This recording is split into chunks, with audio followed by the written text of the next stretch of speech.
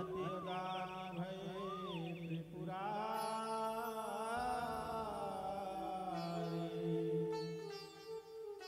जाकी कृपा विधि वेद रचे, भय व्यास पुराण के अधिकार,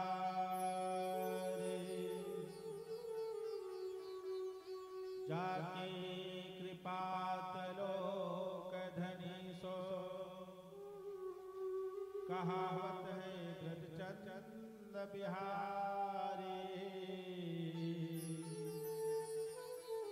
मेरा काज करेगी वही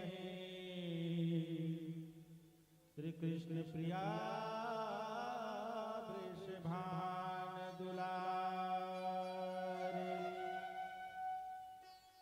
कृष्णाय वासुदेवाय हरे परमात्मने,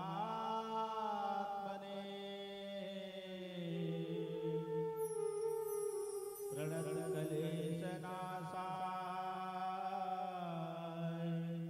गोविंदाय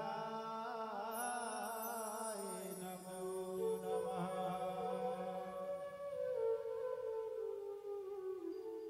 गोविंद गोविंद हरे मुरारी, गोविंद गोविंद मुकुंद कृष्णा,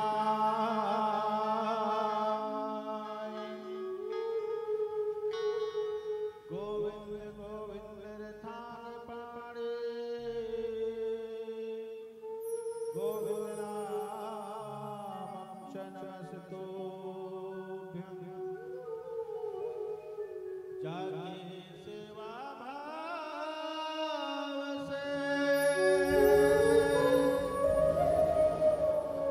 ऋणी भय मेरे राम,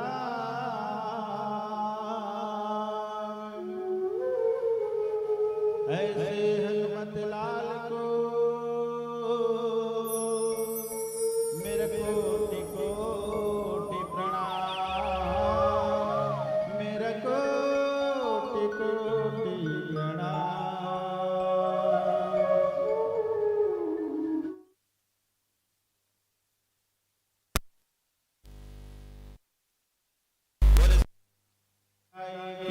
जय हो, बोले ग्राम देवता की जय हो, बोले स्थान देवता की जय हो, बोले वायु देवी देवता की जय हो, बोले श्री महाकाल राजा की जय हो, बोले आर्य परिवार की जय, बोले अग्निकर्ता की जय, बोले श्री हरिलाल की जय, बोले पितृदेवता की जय, बोले अपने माता पिता की जय, बोले अपने गुरु गोविंद भगवान की जय, गौ ब्राह्मण की जय, बोले वृंदावन बिहार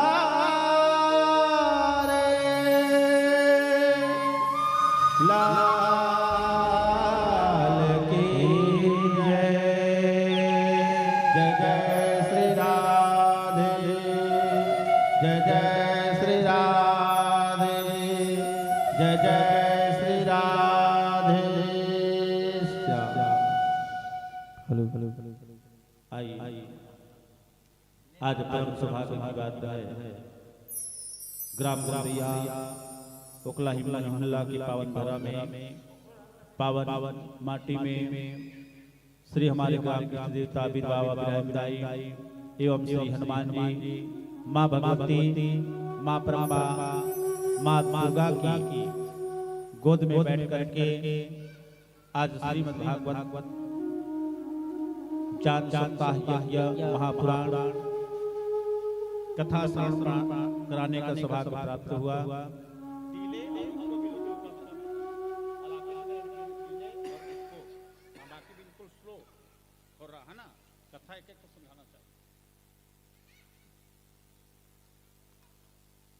आइए परम मंगलमय परत परात्पर अखिलेश्वर आकारण करुणा वरुणालय भक्तवांच कल्पतरु तड़ित विघ्न पिताम्बरधारी श्री बांके बिहारी लाल की वाग्मय प्रतिमूर्ति, शब्दमय प्रतिमूर्ति, वाणीमय प्रतिमूर्ति हमारे मध्य विराजी श्रीमद् भागवत महापुराण श्री गिरिराज गोवर्धन जी को प्रणाम करते हुए ग्राम इष्ट देवता बिरवा विराजदाई श्री हनुमान जी के चरण में पावन चरण कमलों में प्रणाम करते हुए श्रीमद् भागवत के पारायण को पूर्ण कर रहे हमारे आचार्यवन श्रीमद् भागवत में सुंदर संगीत से श्रृंगार कर रहे हमारे संगीतवर दूर दराज से आए हुए पिपरगढ़ भगवत अनुरागी श्रोतृगण विद्वज्जन आदरणीय करुणामय ममतामय मातृशक्ति छोटे छोटे नन्हे मुन्ने बाल गोपाल आइए माता पिता गुरु संतों के आशीर्वाद फलस्वरूप वैदिक सर्वांग उद्भव श्रीमद् भागवत महापुराण की कथा है जो आज ग्राम गुंदैया ओकलाही मोहल्ला के पावन धरा में आज हम लोग बैठकर निरंतर कथा श्रवण पान करते हैं। आइए हम सब मिलकर के एक बार सामूहिक वंदना की ओर ले चलते हैं। आप भी ताली सेवा करते हुए करतल सेवा करते हुए आप भी गुनगुनाते रहिए। उसके बाद आज जाना कहाँ है? नैमिषारण्य ले चलते हैं। आपको जाना है ना? कहाँ जाना है? नैमिषारण्य क्षेत्र। और नैमिषारण्य क्षेत्र की पावन कथा है जो आज यहाँ पर निरंतर आपके ग्राम में आपके साहूक परिवार में आज से 7 दिन तक के लिए निरंतर प्रवाह होगी। ऐसे नैमिषारण्य को आइए हम प्रणाम करते हुए और सामूहिक वंदना की ओर चलते हैं। आप भी गुनगुनाते रहिए।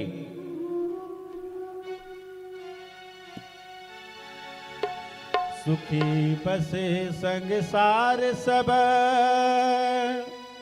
दुखिया रहे न कोई, यह अभिलाषा हम सब की भगवन पूरे हो। सुखी बसे संसार सब दुखिया रहे न कोई, यह अभिलाषा हम सब की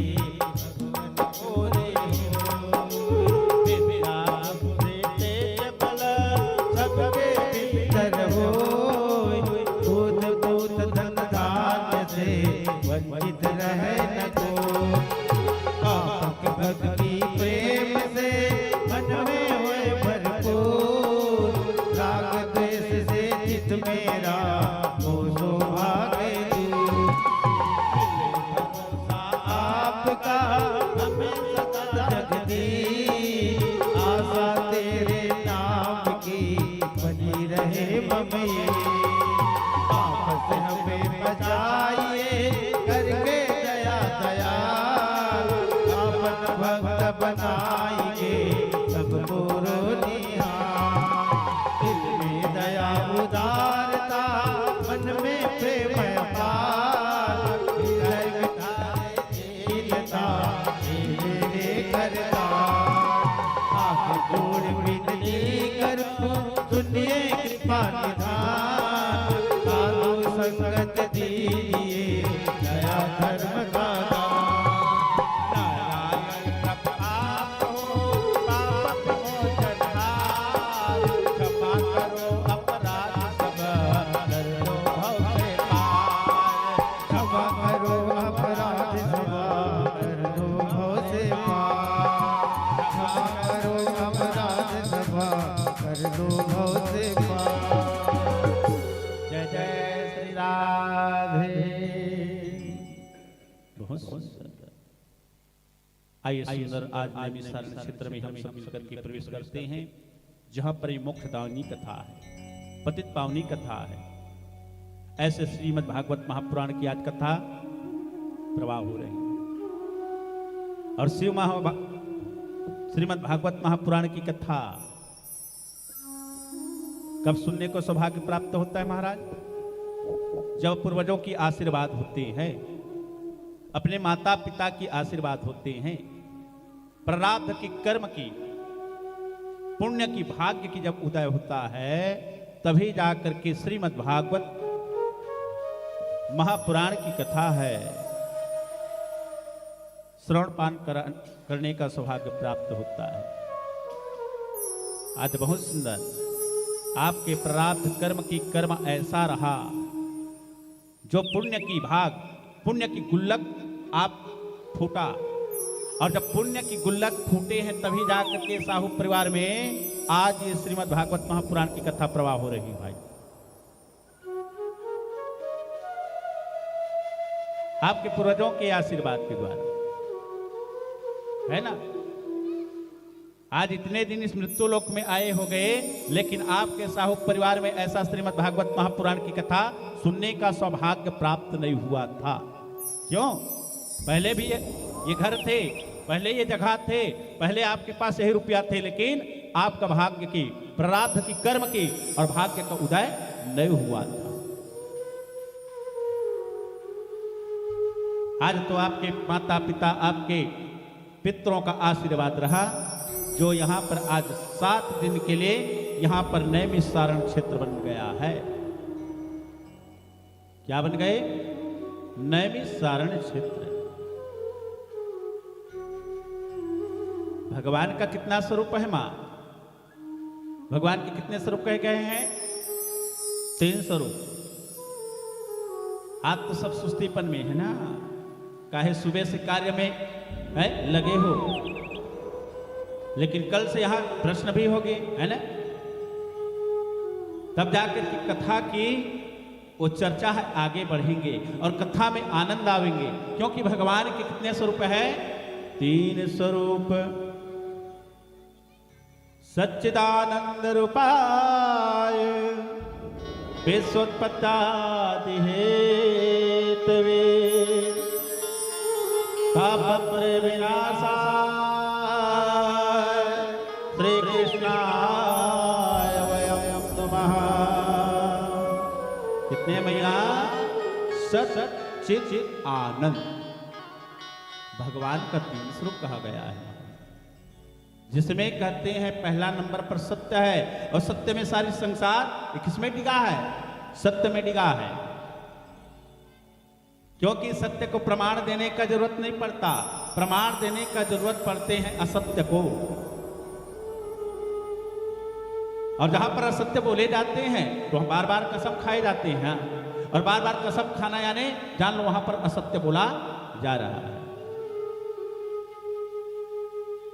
असत्य को प्रमाण देने की जरूरत पड़ता है क्या? है? नहीं, क्योंकि हमारे चंद्रदेव के ले लो, चंद्रदेव को ले लो, आप सूर्यदेव के ले लो, इसको प्रमाण देने का कोई जरूरत नहीं है, क्योंकि सत्य है। रात्रि को अंधकार है, लेकिन अंधकार के बाद ऐसा उजाला आता है जिसमें त्रिलोकी ना आज पूरे भूमंडल को क्या करते हैं? वहां प्रकाशित करते हैं। तो ऐसा हमारा भगवान का पहला स्वरूप क्या है? सत्य। दूसरा स्वरूप क्या है? दूसरा स्वरूप होता है चित्त, है, और चित्त होते हैं मौन होते हैं। कैसे मैया? महाराज परीक्षित जी मौन होते हैं ना, क्योंकि मौन चित्त है। क्या कहते हैं कि इस समय मेरा चित्त है, मेरा मन है जो एकाग्र नहीं हो पा रहा है, मेरा मन बड़ा विचलित है। तो ये चित्त कहाँ है? चित्त कहाँ पर रहते हैं? जड़ वस्तुओं में रहते हैं। और जड़ कौन है भैया? कौन है जड़? जड़ की योनि में कौन है? वृक्ष। तो ऐसा होता है सत्य चित्त आनंद।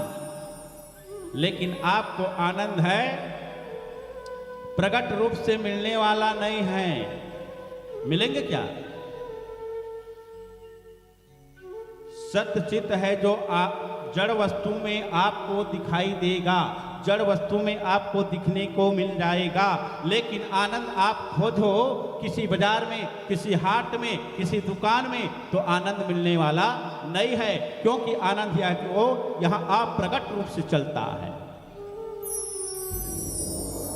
श्रीमद् भागवत होने का आपको आनंद है, लेकिन आनंद दिख रहे हैं?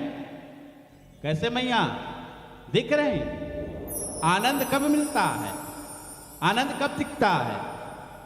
कैसे मैया? आनंद कब दिखता है? जब भगवत कथा में भगवत स्मरण में भगवान कृष्ण के भक्ति में डूब जाते हो, कथा सुनते सुनते सुनते सुनते सुनते जब आंख से आंसू बहने लगे, शरीर के 3.5 करोड़ रोम छिद्र प्रफुल्लित होने लगे, तो उस समय समझ लो स्वयं मेरे परमात्मा मिल गया। स्वयं वहां पर आनंद प्रकट होते हैं, तो इतना आनंद होते हैं मां कि आज आंख से आंसू बहते हैं, शरीर के 3.5 करोड़ रोम छिद्र पुलकित हो जाते हैं। ये है आनंद। क्या आनंद? किसी बाजार में, किसी हाट में, किसी दुकान में ले का आनंद? इसलिए क्या करते हैं, नंद घर आनंद भयो, जय कन्हैया लाल के हाथी घोड़ा, आओ रे करो भादो की तैयारी, घर घर पधारेंगे कृष्ण मुरारी।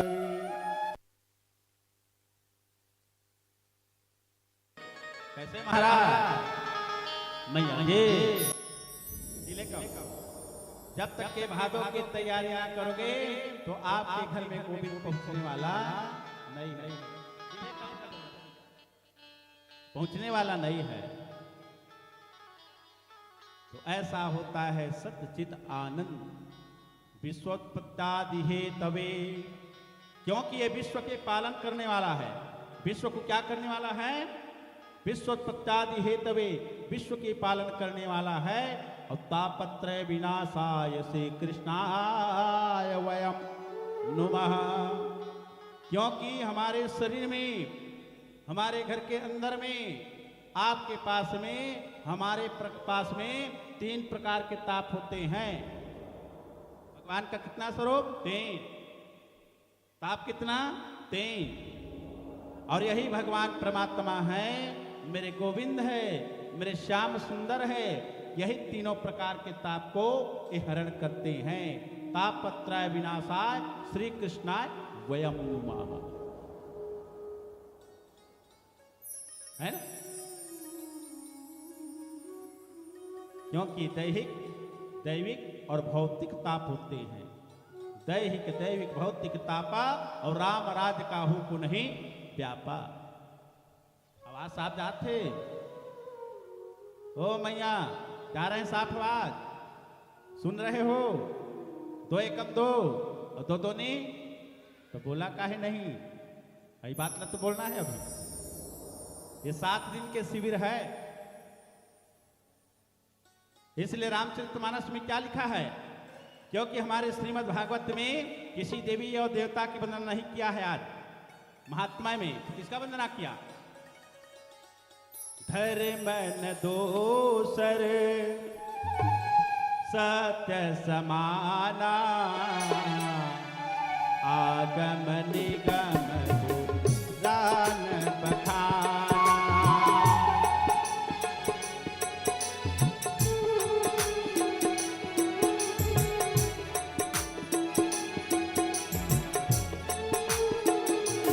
केवल हमारे श्रीमद् भागवत के महात्मा में आज केवल सत्य को प्रणाम किया गया, ना गणेश जी, ना शिव जी, नहीं, ना राम की, ना कृष्ण की, इसको वंदना किया। केवल सत्य को। धर्म दोसर सत्य समाना, आगम निगम जान बखाना।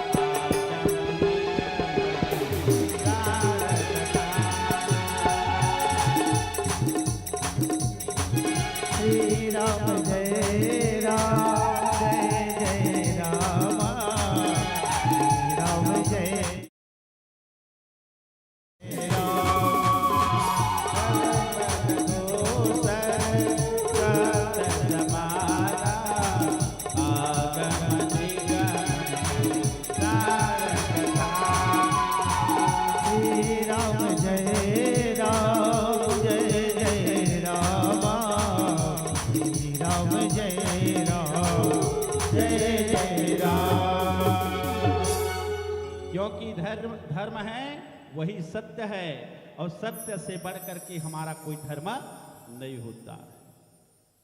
रामो विग्रहवान रामः धर्मः, क्योंकि सत्यम परम धीमहि। सत्य क्या है? राम है। सत्य क्या है? कृष्ण है। सत्य क्या है? शिव है। सत्य क्या है? माँ भगवती है, दुर्गा है, और सत्य ही हमारा गणेश है।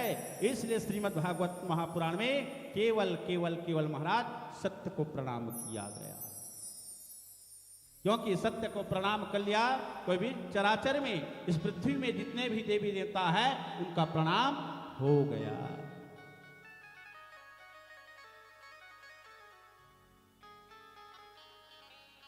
कहते हैं भगवान को पाना है? भगवान को पाने के लिए क्या करना पड़ता है? कोई कहता है भगवान को पाने के लिए यहाँ को छोड़ करके जंगल में जाना पड़ेगा, एकांतवास करना पड़ेगा। मिल जाएगा भगवान? नहीं मिलेगा ना, क्योंकि भगवान को पाने से के लिए हमको परिवार को छोड़ने से पहले किसको छोड़ना पड़ेगा महाराज? काम को, क्रोध को, लोभ को, मोह को, और उनको तो छोड़ेंगे ही, लेकिन इका पहले छोड़े पड़े। अब का तो देखा तो नहीं था, चला था उसका, लेकिन आपके परिवार में नहीं है। क्योंकि माँ गायत्री की अधिष्ठात्री देवी कि आप व्रत करते हो, आप पालन करते हो, हैं? बताएंगे गायत्री माँ की कथा आगे। तो काम को छोड़ना पड़ेगा, परिवार को छोड़ने से पहले, तब जाकर के परमात्मा की प्राप्ति होगी।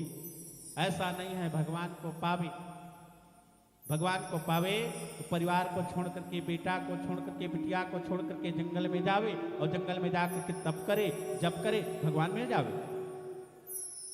तो जंगल में शेर भी रहते हैं, भालू भी रहते हैं, कुत्ता भी रहते हैं ना।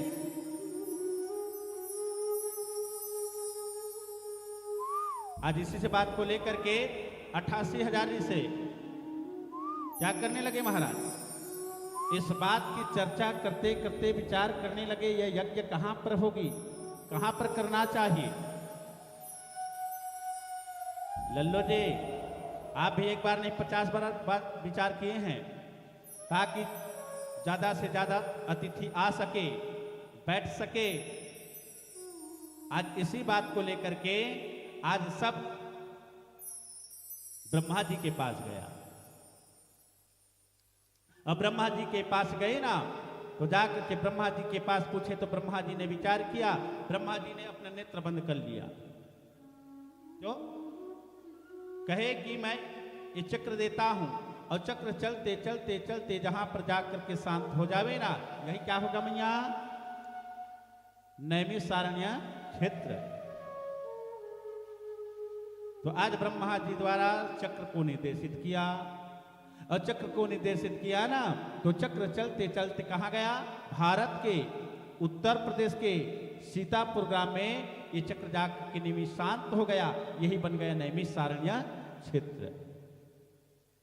और यही नैमिषारण्य में कितने ऋषि है? 88,000। और 88,000 ऋषि को कथा श्रवण पान कराने वाला कौन है? हमारे सुत जी महाराज। सुत जी महाराज कौन रहे? रोमहर्षण जी। और रोमहर्षण जी आज ये कथा को सुना रहे हैं, और आज अभी जो कथा सुना रहे हैं वो सुत जी का नाम है रोमहर्षण का पुत्र उच्चश्रवा, जिसे कहते हैं उग्रश्रवा। तो ऐसा है मैया, भगवान को पाने के लिए कोई जंगल में जाना नहीं पड़ता। यहाँ पर शास्त्र प्रमाण है, शास्त्र प्रमाण देते हैं।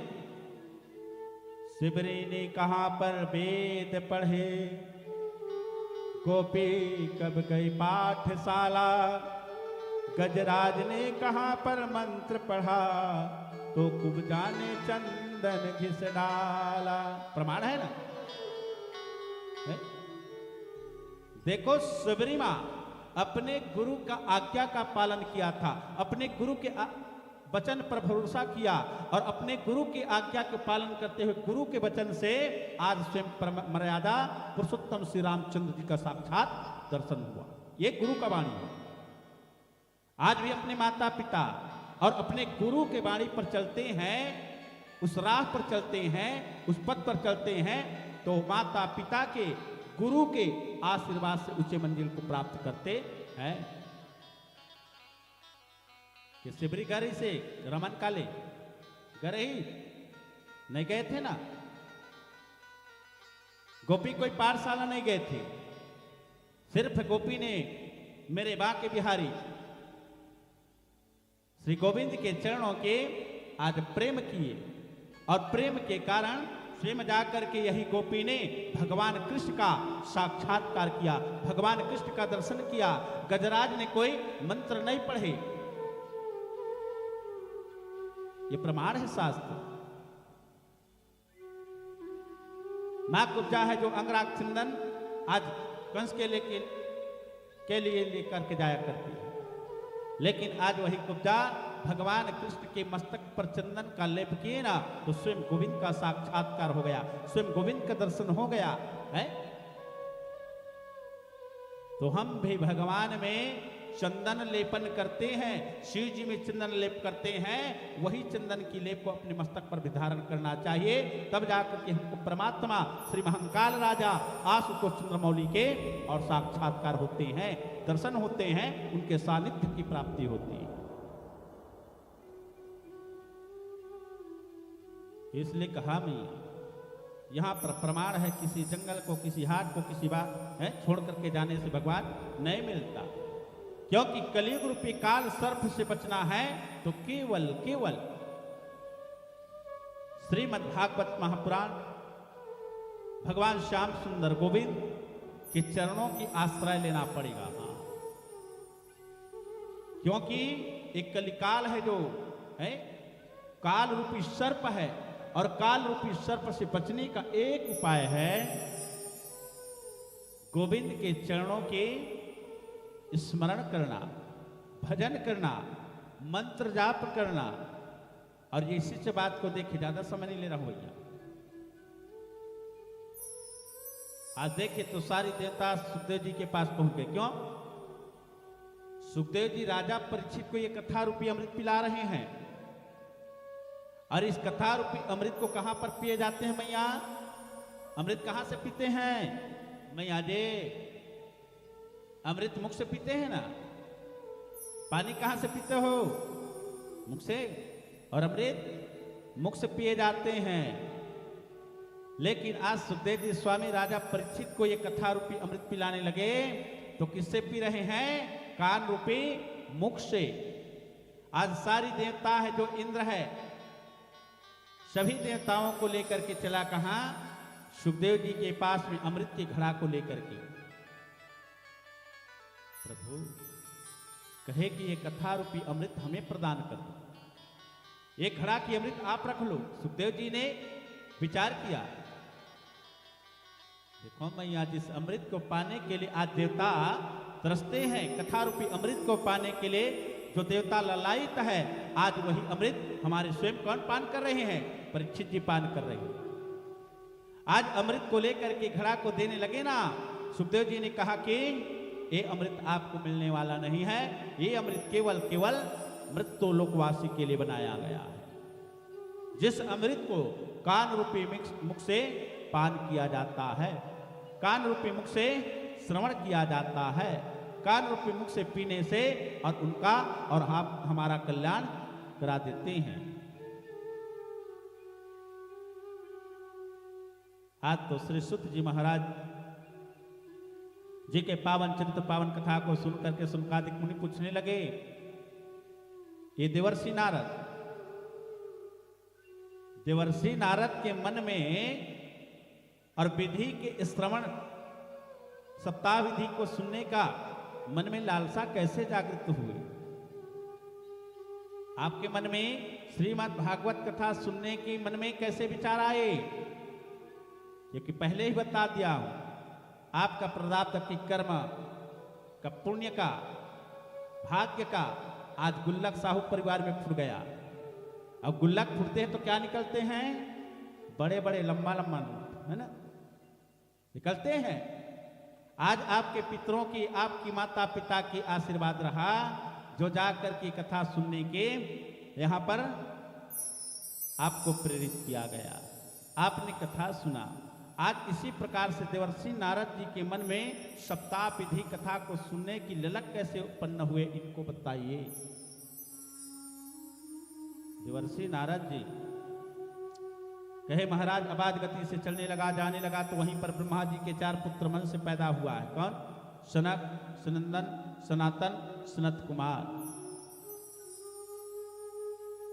आप देखो मृत्यु लोक में तो रहते हैं, इतने मालपुआ खाते हैं, दही बड़ा खाते हैं, इतने संपत्ति जुटाते हैं, इतने परिवार के बीच में रहते हैं, लेकिन मन विचलित हो जाते हैं। मन एकाग्र होते हैं का? इतना संपत्ति, इतना परिवार, इतना है, मालपुआ खा लो, माखन मिश्री खा लो, जितना खा लो, लेकिन मन नहीं भरता। आज सनक, सनंदन, सनातन, सनत कुमार ने देखा तो नारद जी का मन अति विचलित है, अबाध गति से चल रहे हैं महाराज। नारद जी को लगा कि जहां तीर्थ है, पुष्कर, काशी है, गोदावरी है, प्रयाग है, कुरुक्षेत्र है, रंगपट्टनम है, और तो और नारद जी विचार करने लगा जहां पर मर्यादा पुरुषोत्तम श्री रामचंद्र जी ने रामेश्वर का स्थापना किया है, वहां पर जाऊंगा तो मेरे मन को शांति मिलेंगे। लेकिन नारद जी रोने लगा। अब तो नारद जी जाते जाते सभी तीर्थों की भ्रमण करने लगा, लेकिन कहीं पर शांति नहीं मिला, क्योंकि अधर्म का मित्र है। अधर्म का मित्र कौन? कलयुग। एक कलयुग है, अधर्म का मित्र सारी पृथ्वी को व्याप्त मान कर रखा है। नारद जी को शांति नहीं मिला, क्यों? सत्यम नास्ति तपाः शौचम दयादारम न विद्यते। आज तो नारद जी तीर्थों के भ्रमण करने लगे तो ना कहीं पर सत्य, न कहीं पर तप, न कहीं पर शुद्धता, न कहीं पर दया। आज के माता पिता को देखो, जो अपने पुत्र को संस्कार देना चाहिए, जो अपने पुत्र को ज्ञान देना चाहिए, आज माता पिता हम लोग नहीं दे पा रहे। आज माता पिता अपने बच्चों को सिर्फ पेट पालने की, है ना, पेट पालने का सीख दिया जा रहा है। नहीं तो बच्चे को हमको क्या देना चाहिए? संस्कार देना चाहिए। लेकिन बच्चों को केवल हम लोग क्या करते हैं? पेट पालने का उसको सीख दिए जा रहे हैं। मैं नहीं कहता हूं, क्योंकि रामचरितमानस में पूज्यपाद बाबा गोसाई जी महाराज लिख दिए क्या? मात पिता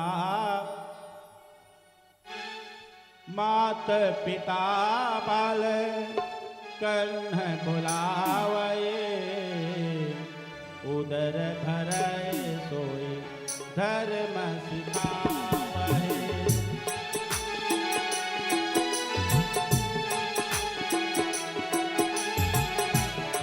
क्या है कलयुग में हमारे मैया जी के बारे में, लेकिन मैं कहना नहीं चाहूंगा क्योंकि हमारे माता बैठे हैं। कलयुग में कि नारी कैसे होंगे, आज की स्त्रियां कैसे होंगे, सबके यहां पर उल्लेखित किया है। नारी विवचन सकल गोसाए, नाचहि नट पर गगरी नाए।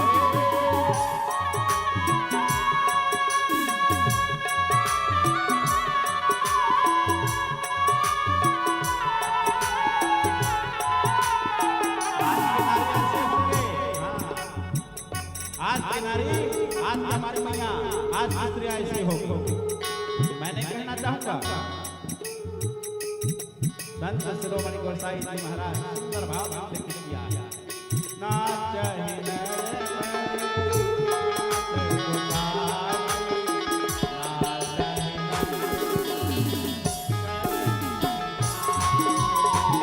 श्री राम जय राम, जय जय राम, श्री राम जय राम, जय जय राम।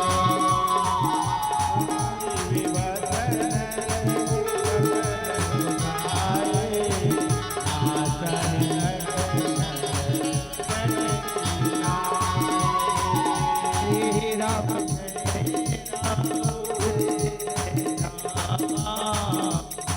राम जय राम जय जय राम। सारी चर्चाएं हमारे सुध जी महाराज जो नैमिषारण्य क्षेत्र में 88,000 इसी को बता रहे आज के कलयुग के स्त्रियों के बारे में। ऐसे कलयुग के वर्णन किए माँ तो आज अपने बच्चों माँ चिंतमापी नाशाय दर्शनम तबलोकस्य सर्वार्थ हरम परमम। प्रभु तो बच्चे 80 साल के तो बताया महाराज द्रविड़ देश में मेरी जन्म, महाराज द्रविड़ देश में मेरी जन्म। कहा द्रविड़ देश में मेरे जन्म हुए। कहा द्रविड़ देश में मेरे जन्म हुए और जन्म के बाद मैं कर्नाटक में जाकर के पली बढ़ी और कर्नाटक में तो जाकर के पली बढ़ी, लेकिन महाराष्ट्र में कहीं कहीं मेरे उन्नति हुई और कहते हैं गुजरात देश में मेरा शरीर को खंडित कर दिया गया। लेकिन मैंने सुना वृंदावन की पावन धाम है, वृंदावन की पावन क्षेत्र है? वहां पर जाने से सारी विपदा सारे कष्ट मिट जाते हैं। मैं वही, लेकिन वृंदावन में जाने से मैं तो युवा अवस्था को पाई, लेकिन मेरे पुत्र ज्ञान वैराग्य वृद्ध अवस्था में पड़े रहे। आज नारद जी से हाथ जोड़ करके कहने लगे तो नारद जी हैं आज ज्ञान वैराग्य को उठाने की बहुत चेष्टा किया महाराज। आज ज्ञान वैराग्य को उठाने के लिए, ज्ञान वैराग्य को जगाने के लिए आज वहां पर वेद और वेदांत की पाठ किया, गीता की पाठ किया। नारद जी को लगा कि मैंने जो कर्म किया वो सार्थक होगा। देखो जी कोई भी कर्म करते हैं, कोई भी कार्य करते हैं और कार्य करने से वो सार्थक हो जाता है, उसका फल मिलना प्रारंभ हो जाता है, तो हमारे शरीर को हमारे आत्मा को भी शांति मिलती है। हमने एक कार्य किया तो हमको फल मिल गया, ये मजदूरी किए तो हमको उसका मेहताना मिल गया। मजदूरी करो और मजदूरी करने पर कहीं मेहताना ना मिले तो मन है जो कुंठित हो जाते हैं, मन मलिन हो जाते हैं, मन एकाग्र नहीं हो पाते हैं। आज तो वेद वेदांत गीता की पाठ करने से मां थोड़ा थोड़ा है उठ करके बैठ गए ज्ञान और वैराग्य, और क्या ज्ञान वैराग्य जैसे उठ करके बैठे ना महाराज तो वहां पर नारद जी आशा हो गया। लेकिन बार बार बकुले की जैसे झमघाई लेने लगे, अंगड़ाई लेने लगे तो नारद जी को बड़ा गलानी होने लगा। अपने जीवन में इतना काम करते हैं, इतना मजदूरी करते हैं, इतना है परिश्रम करते हैं और परिश्रम का फल कहीं मिलना प्रारंभ हो गया तभी शांति मिलती है। आज नारद का मन भी विचलित हो गया, चलने लगा नारद जी, भगवान का आकाशवाणी होने लगा, भगवान का आकाशवाणी हुआ। साधु ऐसा चाहिए जैसा सूप सुहाय, कार सार को कहे रहे थोथा रहे उड़ाए। क्योंकि आकाशवाणी हुआ तो नारद जी चलने लगा है। आकाशवाणी में कहा कि सत्कर्म करो और सत्कर्म करने से आपको कार्य प्रगति पर होगा। नारद जी सोचने लगा सत्कर्म कहाँ करूं है, तो लिखा है संतन के संग लाग रे तेरे बिगड़ी बनेंगे,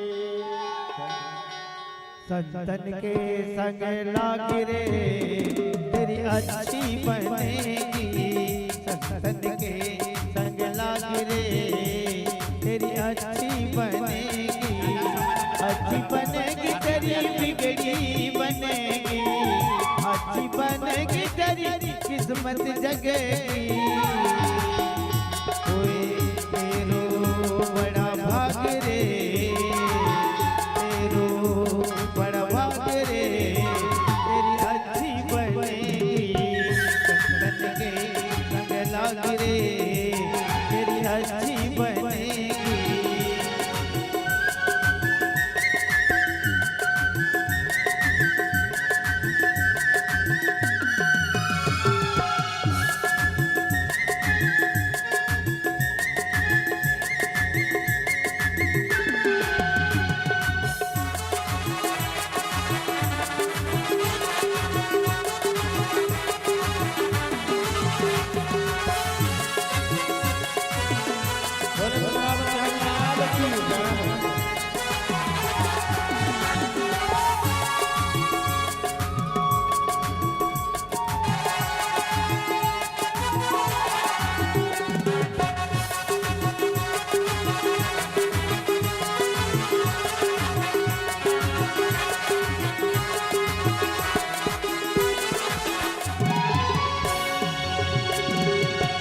भूजी की बन गई प्रहलाद की भी बन गई, भूजी की बन गई।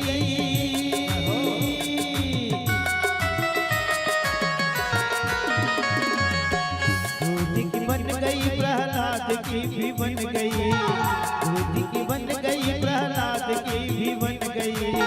हरि सुमिरण में लागी रे, हरि सुमिरण में लागी रे, तेरी अच्छी बनेगी सत्संग के संग लागी रे, तेरी अच्छी बनेगी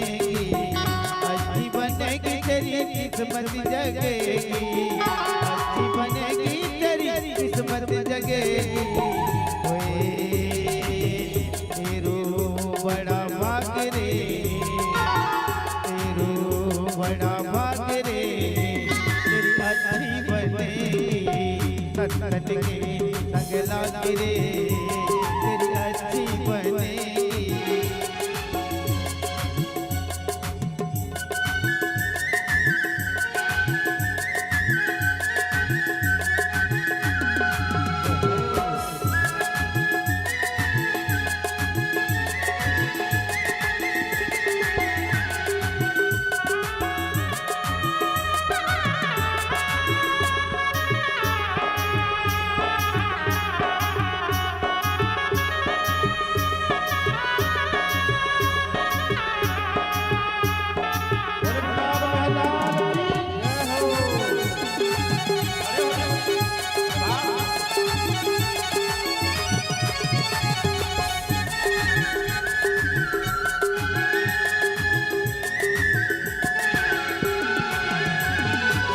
कागज तो है हंस कहेंगे, कागज तो है हंस कहेंगे, कागज तो है हंस कहेंगे।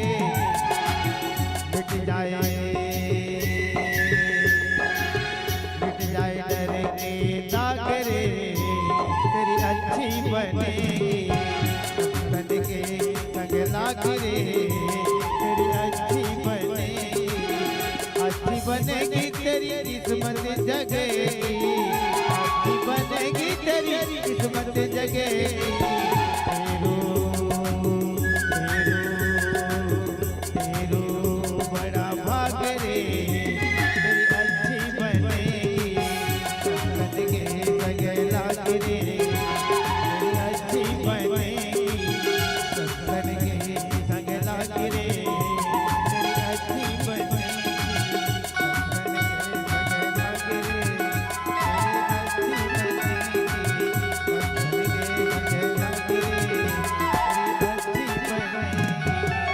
संतन के संग लाग रे, तेरे अच्छे बनेंगे। क्योंकि संतों के चरणों में लग जाए, संतों के चरणों में गिर जाए, ऐसे महापुरुषों का दर्शन हो जाए तो हमारा जीवन सार्थक हो जाता है। क्योंकि संत सही दुख पर हित लागे, और पर दुख हेतु असंत अभागी। क्योंकि संत और बसंत का महानता बताए, समानता बताए।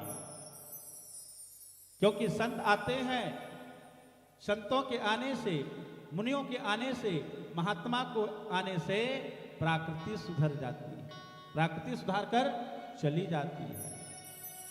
लेकिन हमारे ऋतु के राजा कौन होते हैं? अभी क्या चल रहे हैं भैया? ऋतु के राजा बसंत धार कर चली जाती है। ये संत और बसंत की समानता है।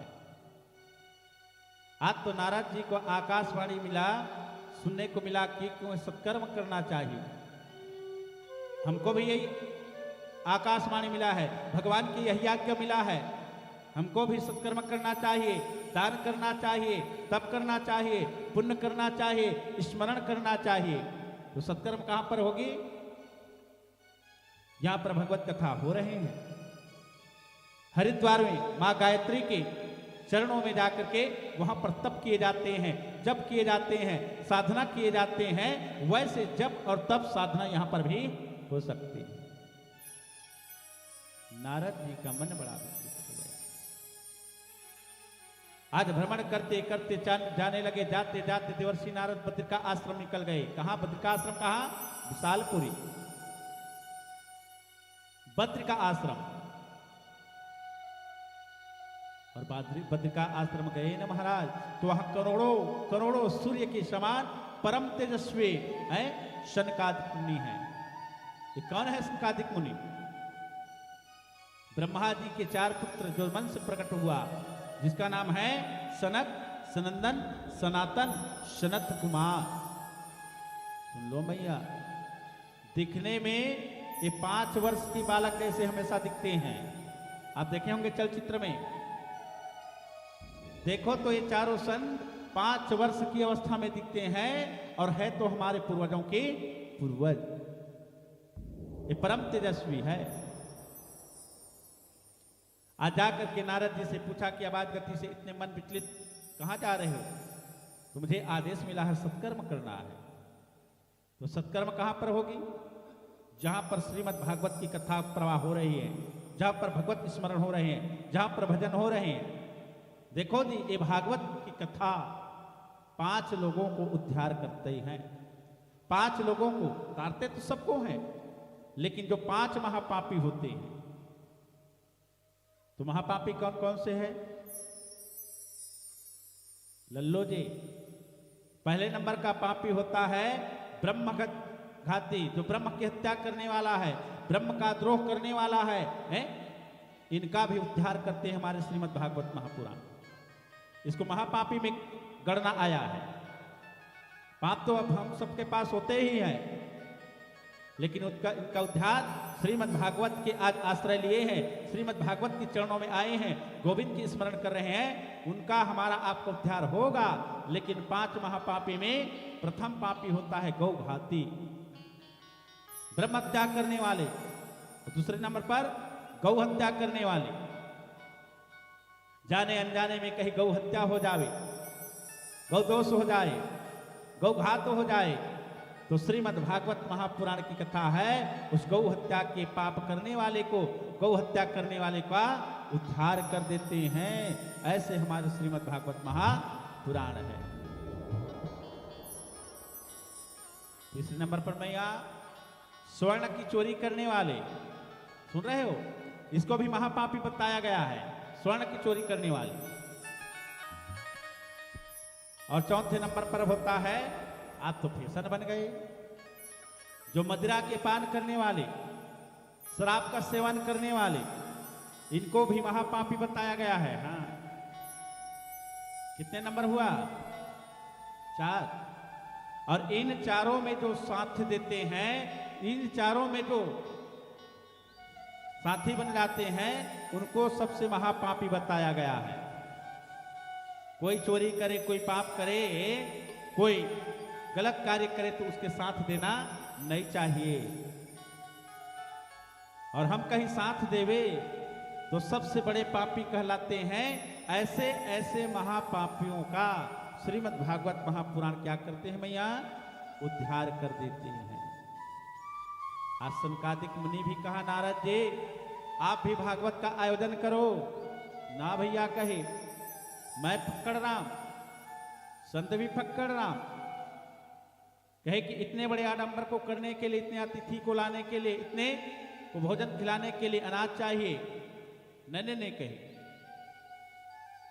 देखो ना, नारद जी तैयार नहीं हो रहे, और नारद जी तैयार नहीं हुए तो जाकर के सनक, सनंदन, सनातन, सनत कुमारों ने कहा, ऋषिगण नारद जी कहे कि आप कथा की आयोजन करो।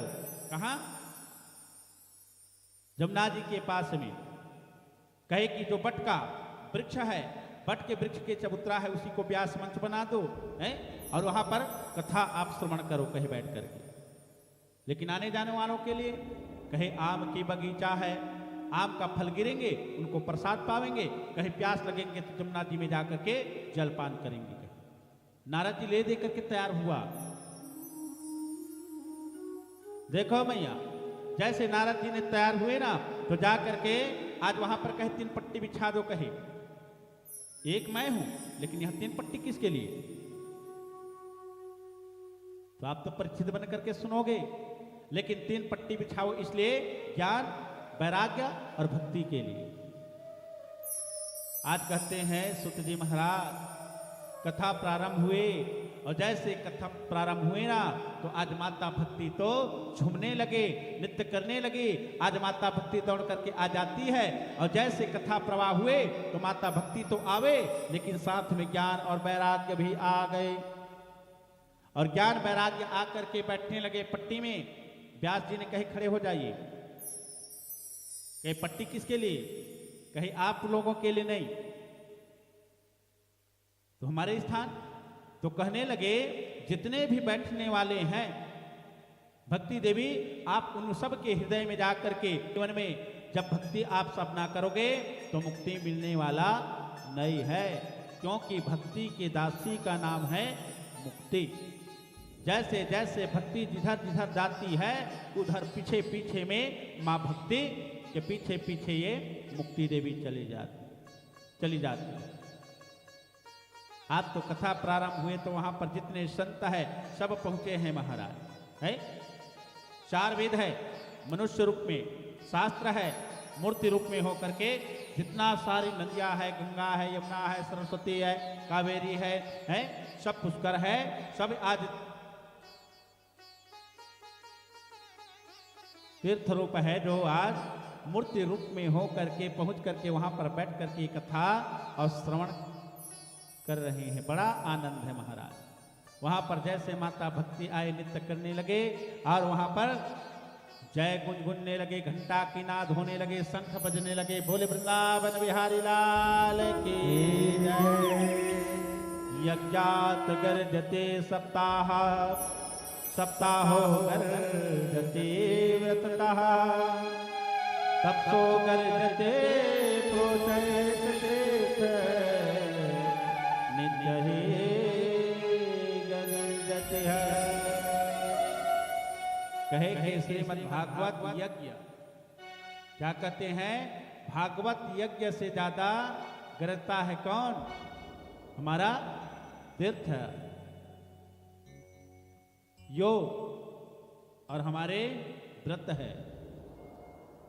जैसे जंगल में शेर दहाड़ करते हैं तो पशु, छोटे छोटे पशु भाग जाते हैं, वैसे ही जैसे भादों की गर्जना होते हैं तो लोग दौड़ दौड़ के अपने घर भाग जाते हैं, वैसे ही श्रीमद् भागवत के एक श्लोक भी हमारे कानों की कान रूपी मुख से अंदर चले जाते हैं तो काम का, क्रोध का, लोभ का, मोह का, द्वेष का, ईर्ष्या का, सब का दमन हो जाते हैं। ऐसे हमारे श्रीमद् भागवत महापुराण है।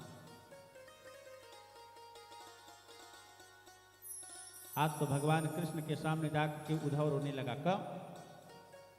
भगवान कृष्ण जब इस धराधाम को छोड़ करके गोलोक धाम को पधारे ना, तो उस समय दुष्टों के अत्याचार बढ़ने लगा, कलयुग इस पृथ्वी पर व्याप्तमान कर लिए।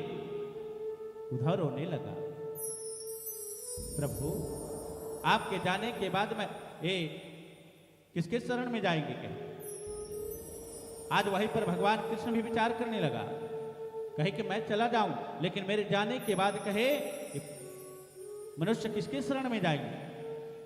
ने उसी समय में अपने एक तेज को प्रकट किया, और तेज को प्रकट किया वही तेज आज जाते जाते भागवत के रूप में परिणित हो गई। ये भागवत कोई साधारण नहीं है मां, भागवत है स्वयं गोविंद का विग्रह है, स्वयं गोविंद का स्वरूप है, और स्वयं गोविंद का ये विग्रह माना गया है। इसलिए श्रीमद् भागवत में कितना 18,000 श्लोक है। कितने सौ? 18,335 अध्याय है, 12 स्कंद है, और इसमें शब्द कितना भरा है महाराज? शब्द भरा है 7,39,00,000। ये 7,39,00,000 की जो अपार सागर है, आज उसी अपार सागर में सुखदेव जी स्वामी आज राजा परीक्षित को गोता लगवा रहे हैं। जो राजा परीक्षित इस कथा रूपी अमृत को पान करके और वैकुंठ की प्राप्ति करते हैं, उनका मोक्ष हो जाते हैं। ऐसे हमारे श्रीमद् भागवत महापुराण है। आज ऐसे 7,39,00,000 की शब्द को श्रवण करने के बाद में माता भक्ति ज्ञान वैराग्य नित्य करने लगे। श्री कृष्ण गोविंद हरे मुरारी, हे नाथ नारायण वासुदेव। श्री कृष्ण गोविंद हरे मुरारी, हे नाथ नारायण वासुदेवा। श्री कृष्ण गोविंद हरे मुरारी, हे नाथ नारायण वासुदेवा। श्री कृष्ण गोविंद हरे मुरारी, हे नाथ नारायण वासुदेवा। हे नाथ नारायण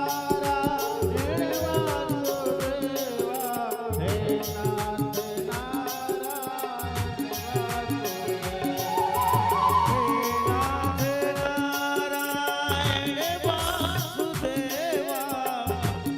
नाथ नारायण वासुदेवा।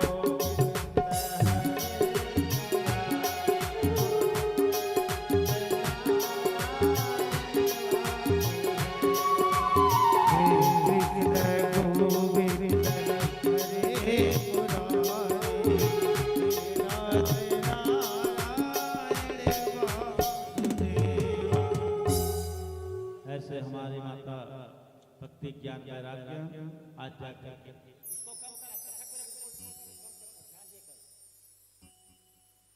और इसी संदर्भ में सुंदर पावन चित्र पावन कथा बताते हैं।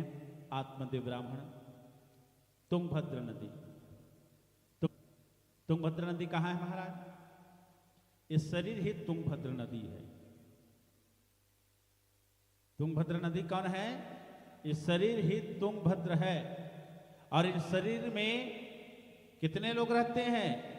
क्योंकि तुंगभद्र नदी के किनारे में 4 वर्ण के लोग रहते हैं। पहले नंबर पर ब्राह्मण, क्षत्रिय, वैश्य और शूद्र। तो तुंगभद्र नदी बताए ना कौन है? इस शरीर ही हमारा आपका तुंगभद्र नदी है। इसमें भी 4 लोग रहते हैं, इसमें भरा हुआ है। और ऐसे बताए हैं तो हमारे तुम का क्या करना है? या ते कहत पुकार हो सकल सुनु बेकार, हे मदान गजदान से बड़ा दान है सम्मान। तो क्या करना है? हमको सम्मान करना है। हमारे पास ऐसा नहीं है कि नारियल नहीं है, वस्त्र नहीं है, रुपए नहीं, कुछ नहीं करना है। आप कोई ब्राह्मण कोई महापुरुष आ जाए तो जाकर के पूजा की थाल उठाइए, उनका पूजा करो। आप जाकर के खड़े होकर के उसको आसन ग्रहण करने के लिए, बैठने के लिए आप अपने यज्ञ में बोलो, आपकी यज्ञ सार्थक हो जाओगे। ये आत्मदेव ब्राह्मण है। जो आत्मा को देव बना ले वही आत्मदेव होता है। परीक्षित कौन है? स्वयं आज परीक्षित है बताया है। और 6 कर्म में से आज हमारे आत्मदेव ब्राह्मण है। हाँ, 6 कर्म क्या होता है? विद्या पढ़ना और पढ़ाना एक कर्म है। विद्या पढ़ना और पढ़ाना एक कर्म होता है। पढ़ाना 2 कर्म, और तीसरा होते हैं यज्ञ करना, और चौथा पर यज्ञ जाकर के कराना, 5वां दान लेना, और 6वां क्या है? दान देना। ऐसा नहीं है कि दान बस ले लेकिन दान ना दे, दान ले और सबसे ज्यादा दान उन्हीं को देना है। और ये सब में निपुण कौन है? हमारे आत्मदेव ब्राह्मण। लेकिन आत्मदेव ब्राह्मण बड़ा खुशी है जी, बड़ा प्रसन्न चित्त वाले हैं। आत्मदेव ब्राह्मण बड़ा एक ही बात का दुखी है। क्या? पुत्र प्राप्ति के लिए कहे कि मेरे पास इतना भवन है, इतना संपत्ति है, लेकिन मेरे पास संतान नहीं है। आज आत्मदेव ब्राह्मण तो पुत्र प्राप्ति के लिए इतना दान किया, इतना पुण्य किया, इतना सत्कर्म किया, इतना यज्ञ कराए, लेकिन कोई संतान ना होने के कारण आत्मदेव ब्राह्मण दुखी हो जाते हैं। और दुखी होकर के आज वन की ओर चला गया और जंगल की ओर जाने लगे ना, तो आज आत्मदेव को प्यास सताने लगे। अब प्यास सताए तो सरोवर में जाकर के जलपान किए, और जलपान करके जैसे चढ़ने लगे ना, उसी पर एक तपस्वी का दर्शन हो गया। जाकर के तपस्वी के चरणों में गिर करके सन्यासी इतना रुदन करने लगा, कहे कि बाबा कहे मुझ पर कृपा करो। दिग्जीवतम प्रजा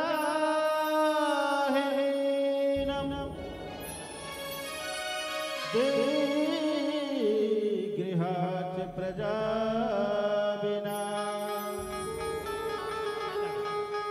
दिग्धनम चान्यपतस्य दिग्कुलं संतते बिना। कहे कि पुत्र के बिना जीवन को धिक्कार है, पुत्र के बिना घर को धिक्कार है, और पुत्र के बिना ये संपत्ति है, ये धन है, उसको धिक्कार है। कहे पाल्यते आमादेन सबंधवा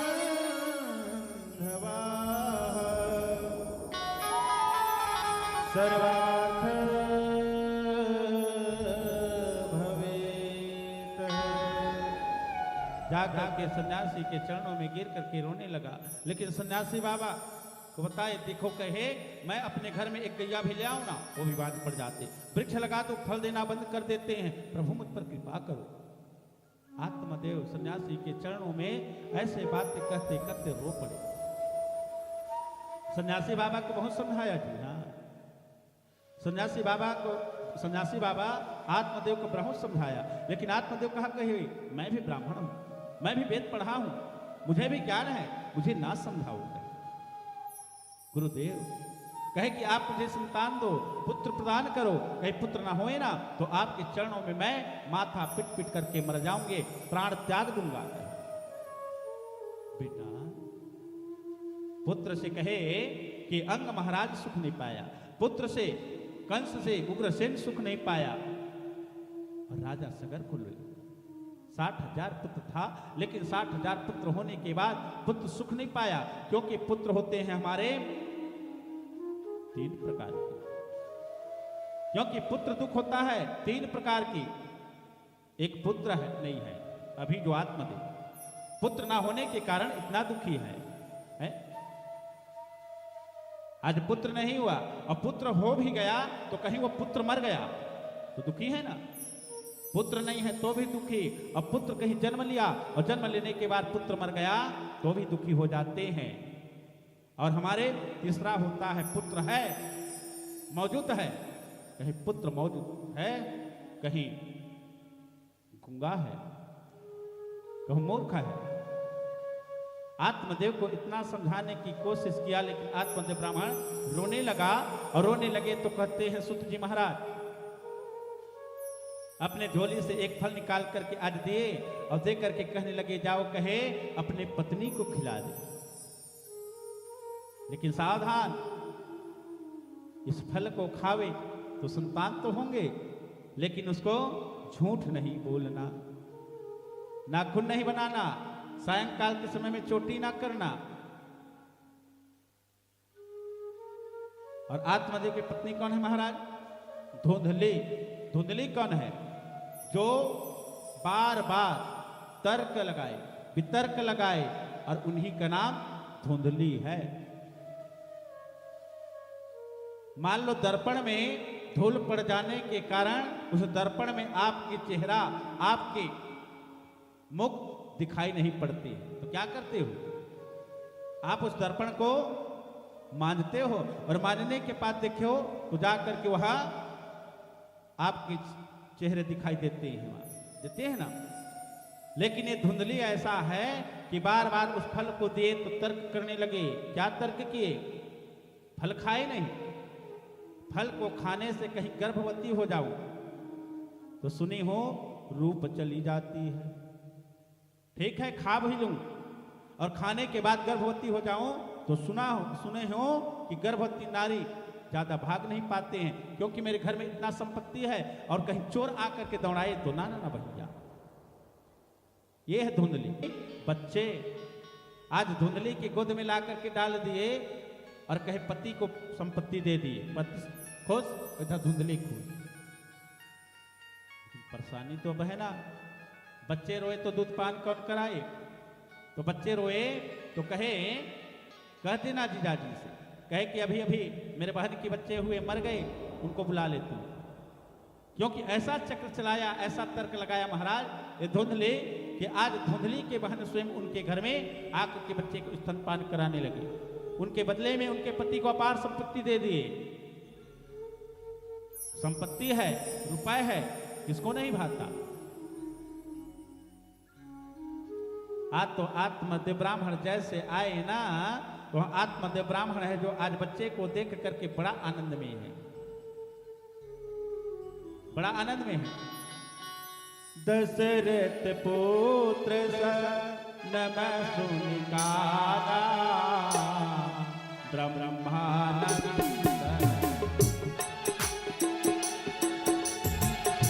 दशरथ पुत्र जन्म सुनिकारा मानव ब्रह्मा नंद समारा। इतना आनंद में आज आत्मदेव ब्राह्मण की कोई पारावार नहीं रहा। कहीं पर ध्वनि तो कहीं पत्ता तो कहीं पल्ला।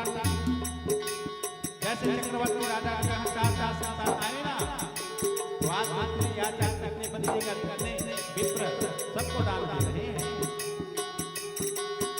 आज आत्मदेव ब्राह्मण बच्चे को देख करके कितना आनंदित हो गया महाराज।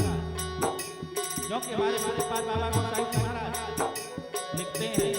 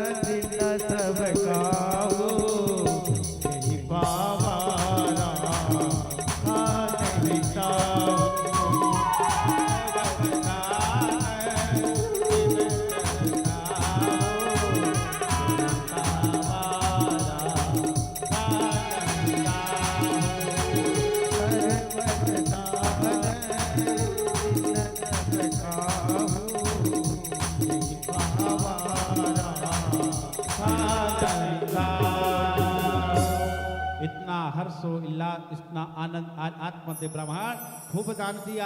3 महीने जैसे व्यतीत हुआ, गौ माता को खिलाए हैं फल, आज उसके ही गर्भ से एक बालक का जन्म हुआ। सोच लो कितना आनंद है। आज तो आत्मदेव ब्राह्मण के घर में 2 संतान हो गया।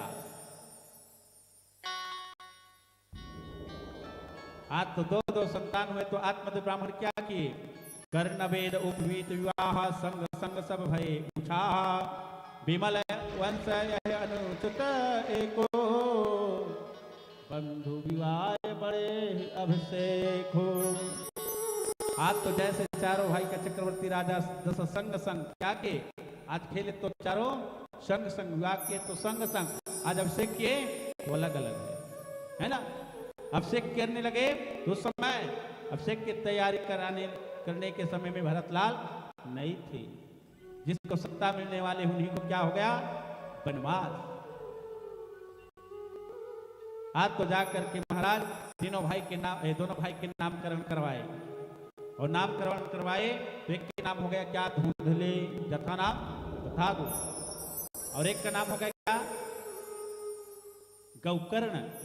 क्योंकि गौ के चक्रवर्ती राजा के दशरथ के पुत्र कोई साधारण मनुष्य नहीं है, क्योंकि ये पृथ्वी के भार को हरण करने के लिए पृथ्वी पर इसका प्राकट्य हुआ है स्वयं भगवान।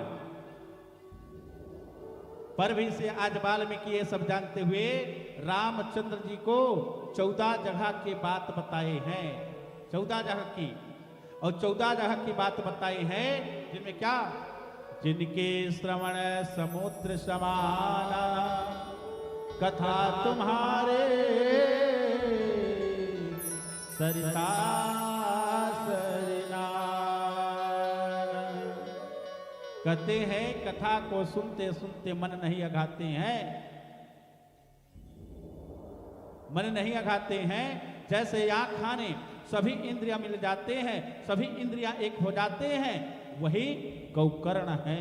ऐसे हमारे आत्मदेव ब्राह्मण के घर में धुंधकारी जैसे बालक प्रकट हुआ। मां आनंद में तो है, खुशी में है।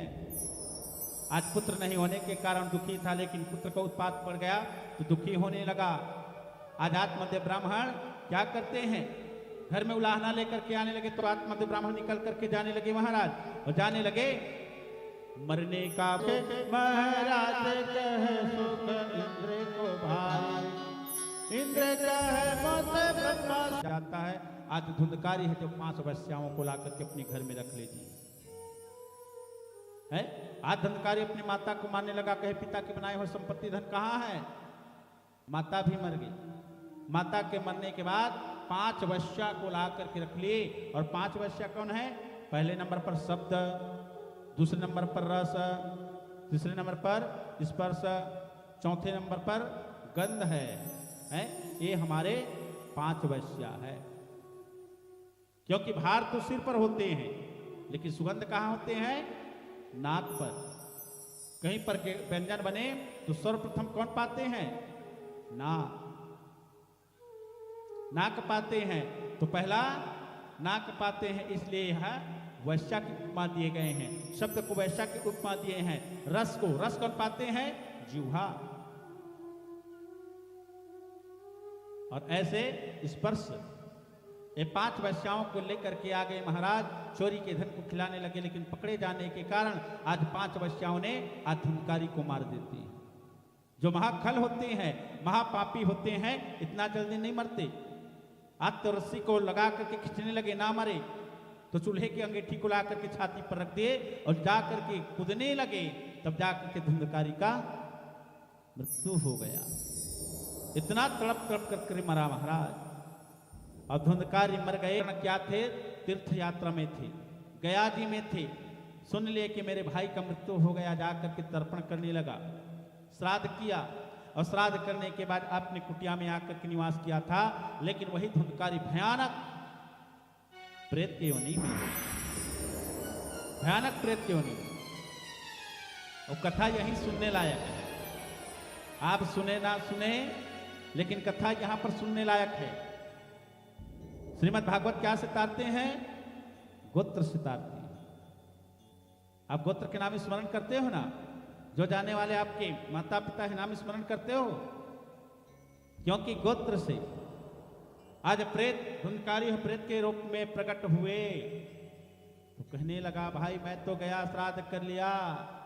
भैया कहे, एक गया श्राद्ध को कौन कहे, आप 1000 गया श्राद्ध कर लो तो भी मेरा उद्धार होने वाला नहीं है। क्यों, गया जी में जाकर के गोकर्ण ने किसके नाम लिए, अपना नाम लो, नाम ले लिया गोकर्ण। अपना गोत्र का नाम लो, कौंडिल गोत्र बोल दिया। लेकिन धुंधकारी गोकर्ण का भाई था क्या, धुंधकारी कौन था, क्योंकि धुंधकारी धुंधली के बहन की बच्चे थे, और धुंधली के बहन के बच्चे होने के कारण अलग गोत्र की है। और आत्मदेव ब्राह्मण की गोत्र की कौन है, गोकर्ण। और धुंधली का धुंधकारी कौन है, धुंधली का बच्चा ना था, उसके बहन की बच्चे थे। इसलिए जाकर के धुंधकारी ने कहा, भैया कहे तेरे एक गया श्राद्ध को कौन कहे, 1000 गया श्राद्ध कर लो तो भी मेरा उद्धार होने वाले नहीं है, कृपा करो। रोने लगा धुंधकारी। आज धुंधकारी रोने लगे, और धुंधकारी रोने लगे तो भगवान